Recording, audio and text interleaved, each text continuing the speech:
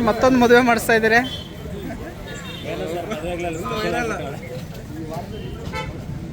ಎರಡನೇದು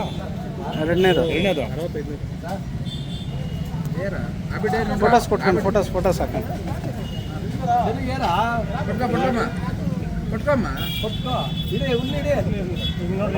ತಾಳಿ ತೋರ್ಸಮ್ಮ ತಾಳಿ ತೋರ್ಸಮ್ಮ ತಾಳಿ.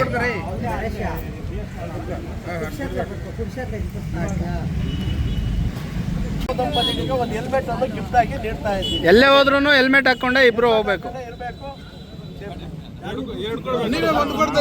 ಹಾಂ ಸರ್ ಹೇಳಿ.